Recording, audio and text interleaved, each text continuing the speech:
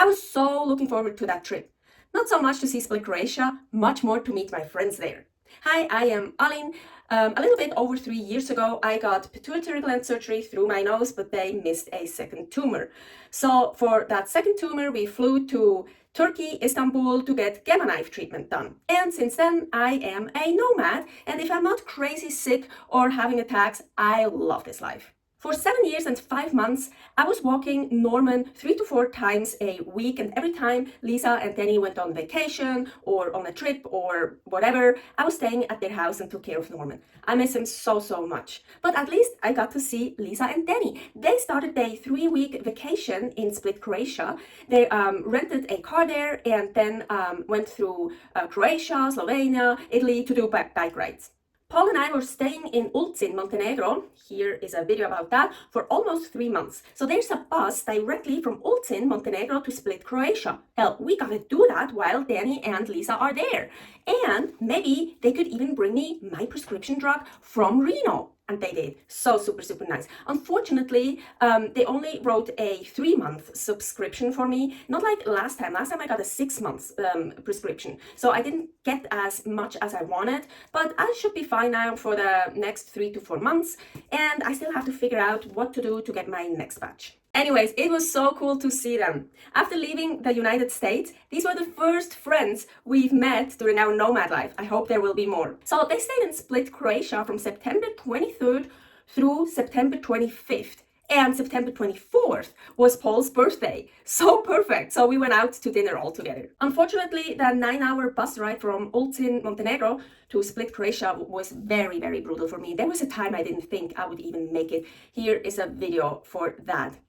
After the first night in Split, we had to move to another Airbnb. That's because the 2 nights we actually want to stay there, we booked that a long time ago. And then we figured out the bus was already full to go to Split. So we had to take a bus a day earlier. So we needed another night there. So yeah, so after 1 night, we had to move to another apartment. As soon as we left the first apartment, I started to get sick and nauseous again. So very close by, we just sat at the restaurant. Paul ate some breakfast and I just tried to recover. So it took me a while, but yeah. So we went to the second apartment. I was so hungry. I already ate all the beef I brought with me. Of course, we didn't go shopping yet. So I just ate 4 hard-boiled eggs. And I didn't feel much better, so I was like, okay, let's go out, let's look for a supplement store.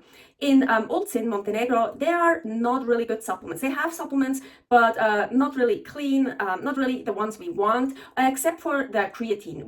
And no salt without iodine in it. So we wanted to buy supplements and iodine.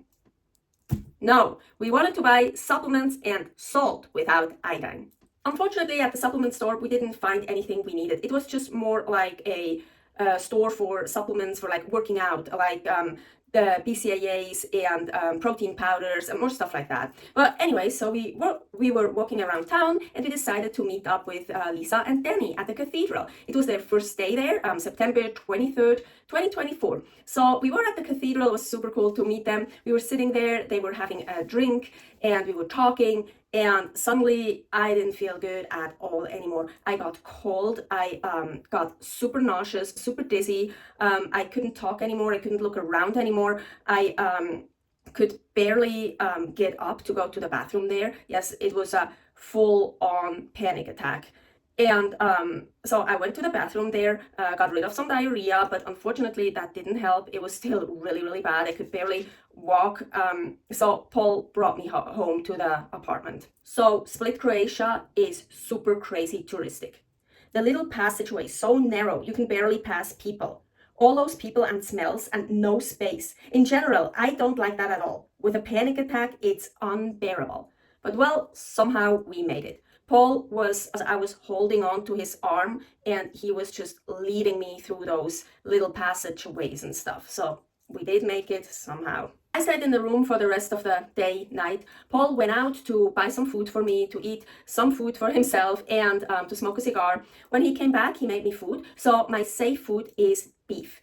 Ground beef or steaks, ground beef, totally well cooked, not still raw or rare in the middle, how I usually like it. But so anyways, we couldn't find any pure ground beef anywhere. Even earlier, when I already felt much better, and I was looking at Spar and Tommy grocery stores, they didn't have just ground beef. So Paul bought ground pork, ground beef mixed, and made that for me. I have a little bit of a problem with the smell of pork when it gets cooked, especially when I don't feel well. It was a bit hard, it made me nauseous, but eating it, it felt great. It actually helped so much. It was so good. So I'm glad I totally tolerated it. Even later on, I made some more pork, ground pork beef for myself, and ate even more. And I was so hungry.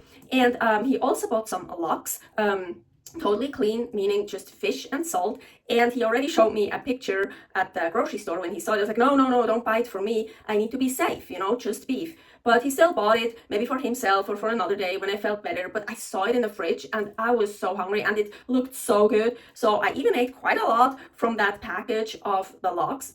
And even that, it felt good. It didn't seem like I got more sick or it did anything. So I'm glad about that. So in cases of a panic attack, I never know if I should eat or not, because so many times it really helps when I eat, a lot of times. It somehow soothes my body, or I don't know, it really helps. But there are also times where it doesn't help, or where it even makes it worse. Well, this time it seemed like it really helped. I thought I would just make one video about our short trip to Split, Croatia, but so much happened and I talk a lot and I don't really like making very long videos, so I'm gonna make more. This is part 1. Subscribe here. Part 2 about Split, Croatia should come out soon, and many more videos about my nomadic lifestyle, about Aline's adventures. Stay happy, stay healthy. Bye.